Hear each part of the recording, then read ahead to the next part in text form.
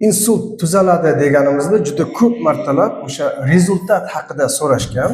Biz bugun mana shu akamiz bilan o'sha insult bo'yicha kelganlar. Bu kishi qancha vaqt bo'lgan insult olganlariga? 1 yil 4 oy. 1 yil 4 oy bo'lgan. Ishemический insult olganlar. Yoshlari nechida? 61. 61 yoshdalar.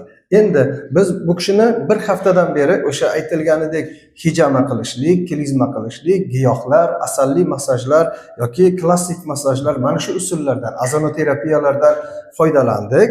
Endi bundan keyingi harakatlarimiz keyingi bosqichlarga, ya'ni zuluk qo'yishlik, asalariga chaqtirishlik mana shunday qilib davom etib boraveradi.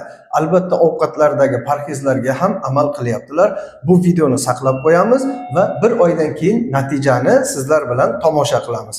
Qo'limizdan kelgancha harakat qilamiz, duo qilib turasizlar. Akamizni haqlariga Alloh bu kishiga shifo bersin, bu kishiga qo'shib barcha mana shunday insult bo'lib qolganlarga shifo bersin.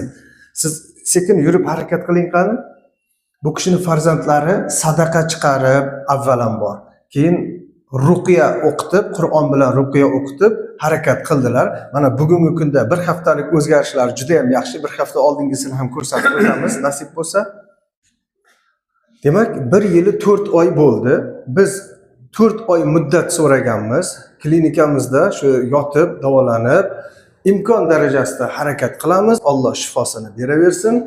Farzandlari, ahli ayoli bizlarga yordam beryaptilar. Bugungi kundagi holati mana shunday. 1 oydan keyin sizlar bilan yana mana shunday video qilamiz. Sog' bo'linglar.